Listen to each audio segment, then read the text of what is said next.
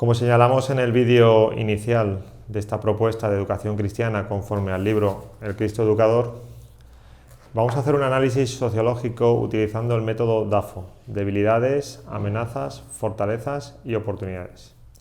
He señalado tres tipos de cada una de ellas, tres debilidades, tres amenazas, tres fortalezas y tres oportunidades que están debidamente interrelacionadas. El primer bloque de estas situaciones hace referencia a la importancia de reactivar nuestro espíritu misionero en la escuela. La segunda hace referencia a la importancia de actualizar nuestra experiencia de Dios.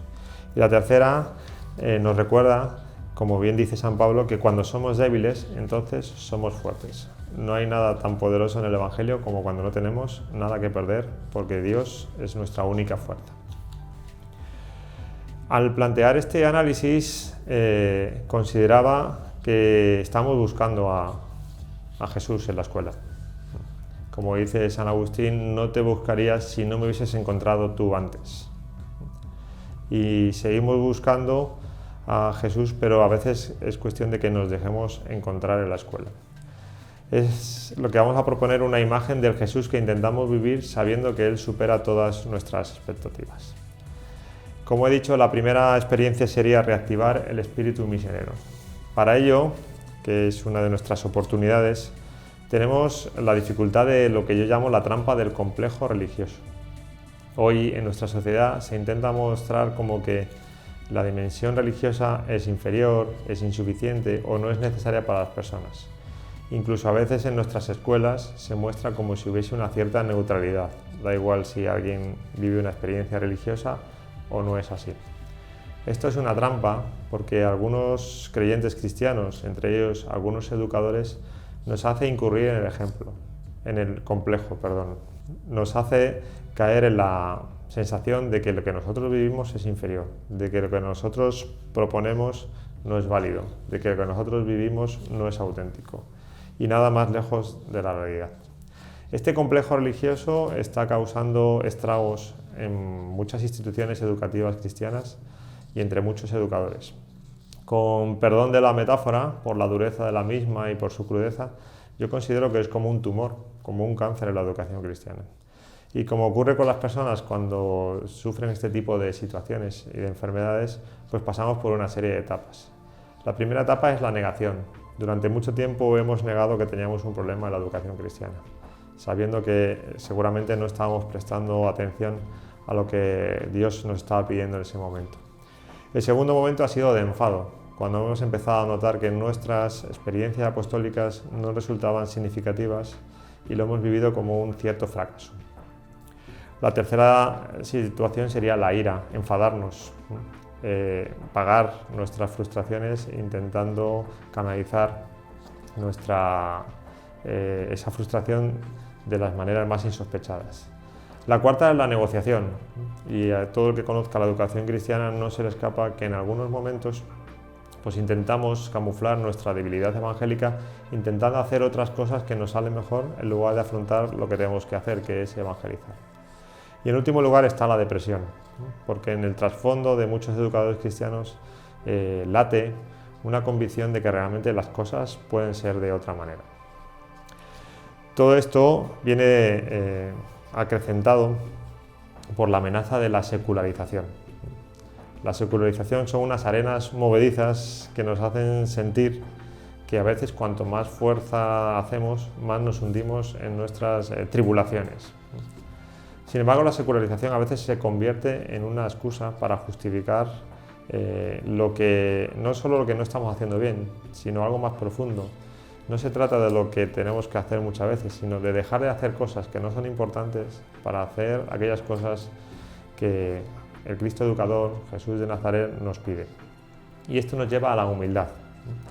La humildad no es pensar menos de uno mismo, sino que la humildad es tomar conciencia de lo que uno es. Santa Teresa de Jesús decía que la humildad es reconocer la verdad. Y lo cierto es que si Dios nos ha puesto aquí es porque lo que podemos hacer estamos capacitados para hacerlo. Más aún si Él nos sostiene. Si nos agarramos a algo sólido saldremos de las arenas movedizas. Y por eso el Cristo Educador es nuestra cuerda, nuestro Salvador, quien nos puede sacar para que la educación cristiana vuelva a los caminos que nunca debió abandonar. La tercera, para contestar esta amenaza y esta debilidad, tenemos una fortaleza. Y es que, como ya he dicho a lo largo de esta intervención, nuestra historia no es una historia que nos hemos inventado. Nuestra fuerza es el mensaje de Jesús, la palabra de Dios. Nuestra fuerza es la tradición que ha hecho que tantos y tantos cristianos a lo largo de la historia de la humanidad hayan sido capaces de soportar y de superar crisis tan fuertes o incluso más como la que estamos viviendo, y sobre todo una historia que está por escribir. Por eso, una conclusión de este aspecto es centrarnos en lo que es reactivar el espíritu misionero. Si mirásemos bien a lo largo de la educación cristiana y de sus instituciones, es cierto que encontramos cosas que no deberían estar pasando, pero también encontramos muchas personas que están haciendo grandes misiones, grandes actividades, están obteniendo grandes frutos.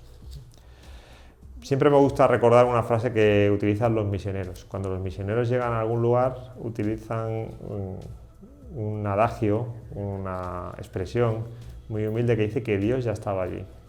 A veces nos agobiamos porque pensamos que tenemos que llevar a Dios, pero Dios ya está en las escuelas. Dios ya está donde 2 o más educadores cristianos se reúnen en su nombre. Dios ya está en las escuelas cuando un alumno viene a preguntarte por una palabra que pueda dar sentido a su vida. Por eso es importante que reactivemos nuestro espíritu misionero. Ser educador cristiano no es una profesión. Ser educador cristiano es una vocación.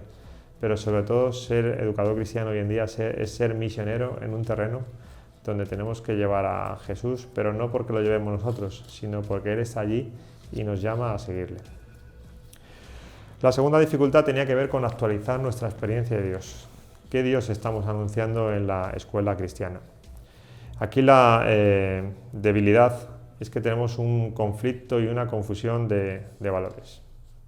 Una cosa que nos suele ocurrir es que estamos empeñados en ser educadores cristianos, como si ser fuese algo que se diese por sí mismo. Pero también tenemos que estar como educadores cristianos, revisar cuáles son nuestras actitudes para mostrar cómo estamos presentes en las aulas, en los pasillos, en los patios.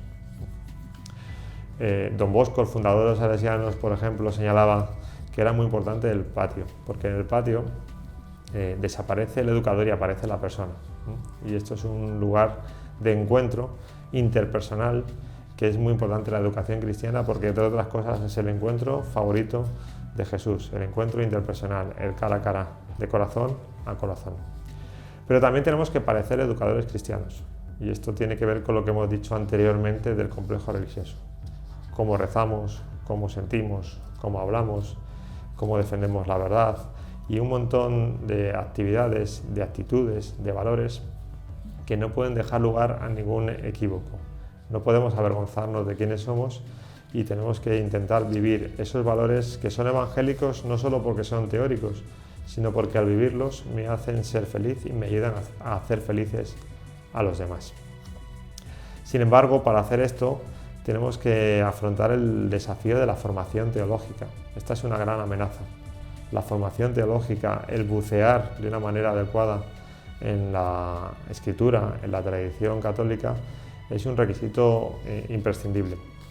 Poco a poco empezamos a notar que la formación teológica no es tan rica ni tan abundante entre los educadores cristianos. Pero quien no tiene algo no lo puede dar. Si no tenemos formación teológica, nuestra evangelización se verá dificultada.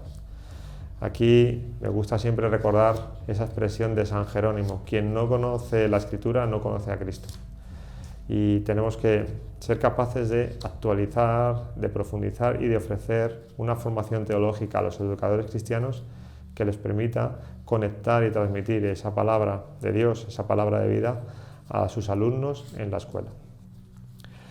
Por eso tenemos una fortaleza, que es la catolicidad. Ser católico no es una identidad, no es un carnet de identidad. Ser católico es saber que nuestra palabra es lo que significa católico, es universal. Está dirigida a todas las personas que están buscando una palabra de sentido en sus vidas. Por eso yo hablo de la catolicidad en 3 sentidos. La primera sería la catolicidad de tiempo.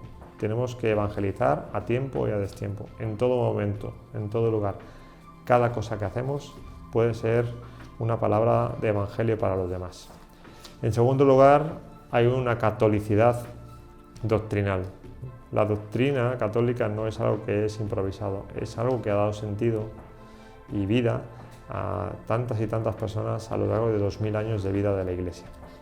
Y en tercer lugar, tenemos la catolicidad del lugar. Ante las dificultades de la globalización, la Iglesia Católica es una red global desde sus orígenes. Hay cristianos en todas partes, hay recursos, hay personas, hay contactos. El hecho de grabar este mismo vídeo es una forma de colaboración entre un canal de televisión católica y un humilde teólogo que quiere transmitir un mensaje que haga reflexionar a los educadores cristianos. Y finalmente tenemos que actualizar esa experiencia de Dios porque no conviene idealizar a Dios. No se trata de vender la imagen de Dios que yo tengo, sino se trata de ofrecer una imagen de Dios que sea auténtica porque conecta con los hombres y mujeres de nuestro tiempo, especialmente con nuestros niños. Los niños no son ingenuos, los jóvenes no son ingenuos, piden autenticidad. En este sentido, sí me gusta, sin ponerme ejemplo de nada, resaltar que mis mejores momentos como educador cristiano ha sido cuando he explicado la palabra de Dios en la clase. Se hacen silencios significativos, sobre todo cuando enseñamos las parábolas.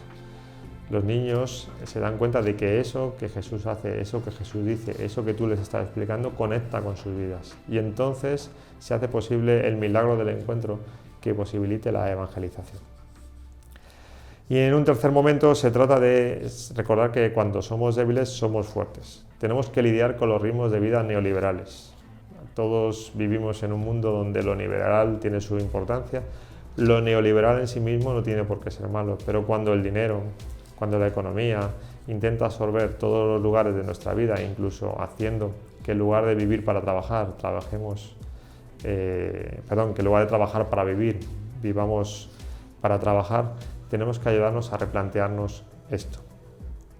El mundo neoliberal nos lleva a todos de cabeza y esto es una cosa que la educación cristiana sufre, pero también tiene que combatir.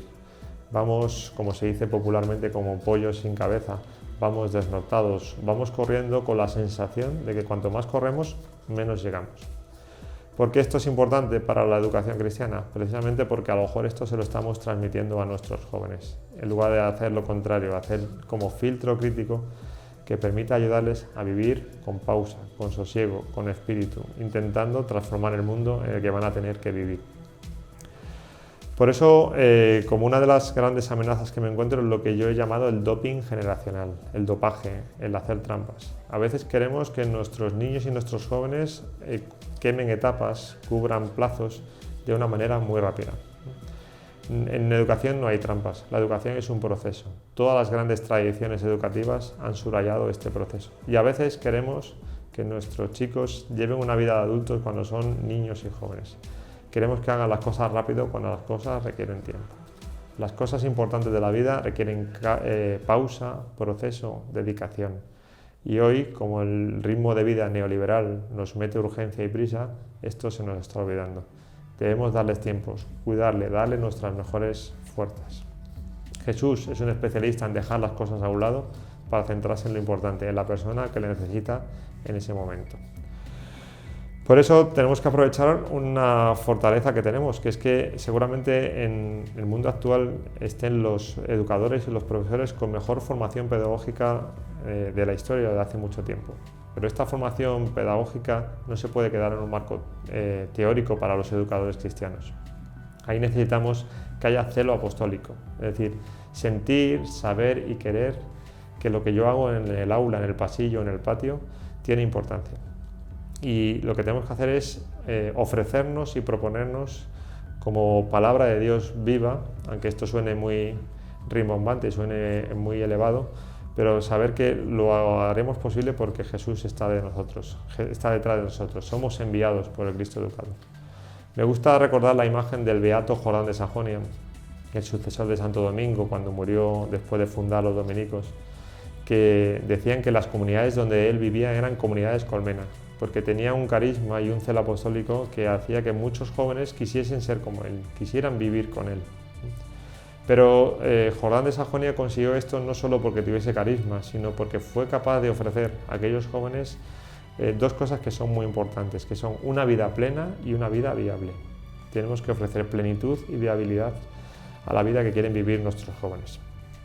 Y finalmente recuerdo que esto nos lleva a tener fuerza en la debilidad. Somos débiles, pero entonces somos fuertes. Y aquí hay una cosa que es importante, no tenemos nada que perder.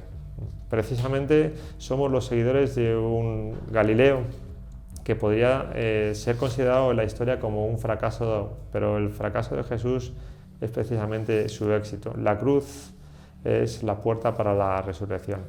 Y ante esta dificultad, ante este temor, como le ocurrió a los primeros seguidores de Jesús, a sus apóstoles, a sus seguidores, en lugar de quedarnos encerrados en nuestras seguridades y en nuestros miedos, una de las razones que tenemos para salir adelante son precisamente los niños y los jóvenes. Ellos son débiles, ellos están esperando una palabra. Somos fuertes cuando sentimos la compasión, y hoy los educadores cristianos tenemos que hacer nuestro los sentimientos de Jesús, que sintió compasión de aquellos porque los veía como si estuviesen como ovejas sin pastor. Hoy los niños y los jóvenes son ovejas en el mundo de la educación, y nosotros, si escuchamos y propagamos la palabra de Jesús, podemos ayudar a que las palabras del buen pastor les ofrezcan una palabra de sentido.